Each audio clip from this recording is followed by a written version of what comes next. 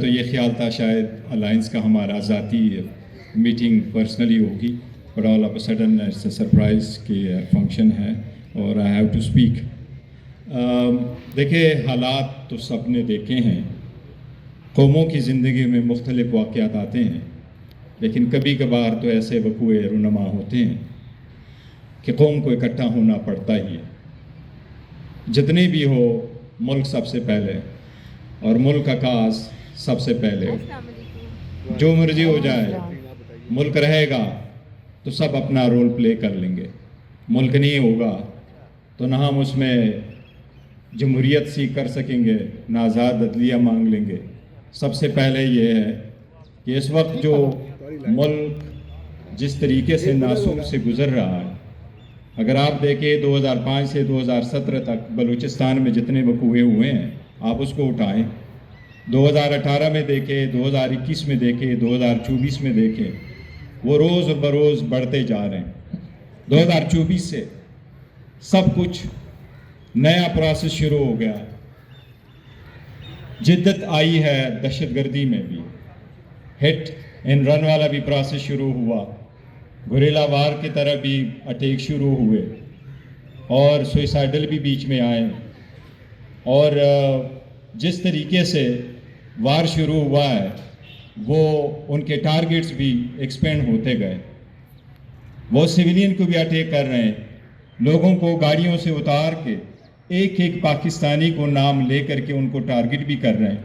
آپ نے دیکھا تربت میں بھی اٹیک ہوا، گوادر میں بھی اٹیک ہوا، نیول بیس پہ بھی اٹیک ہوا، علماء صاحبان پہ بھی اٹیک ہوئے۔ کوئی ایک بھی نہیں ہے جو بچے گا۔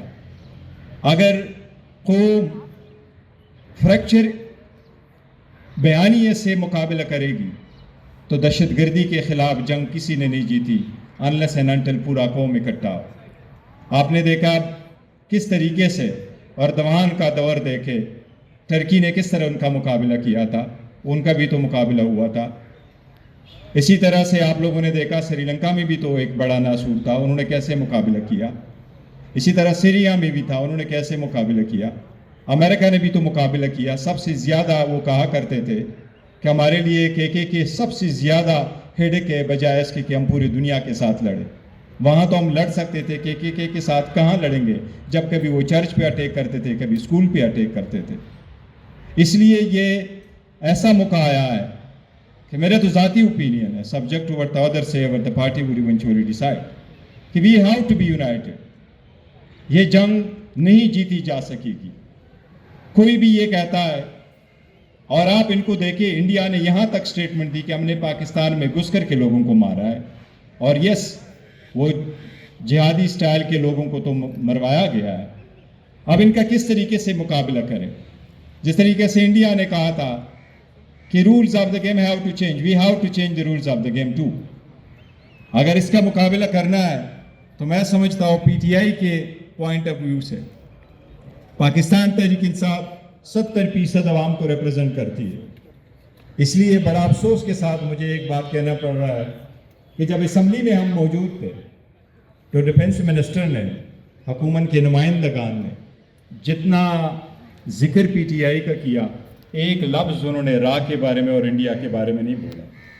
اس لیے یہ افسوس کا مقام ہے کہ ہم اگر کیوں میں کھڑے اور آپ کو کہتے ہیں آپ ہمیں کاؤنٹ کرو، اور اگر آپ ہمیں کاؤنٹ ہی نہیں کر رہے اور آپ سمجھتے ہیں کہ دہشت گردی کے خلاف جنگ آپ اکیلے جیت سکتے ہو، تو آپ کو مبارک ہو، ہمیں خوشی ہوگی کہ آپ جیت جاؤ، لیکن ہمارے بغیر نہیں جیت سکو گے۔ اس لیے جن لوگوں کی گریوینسز ہے، آپ ہر فورم پہ کام کریں۔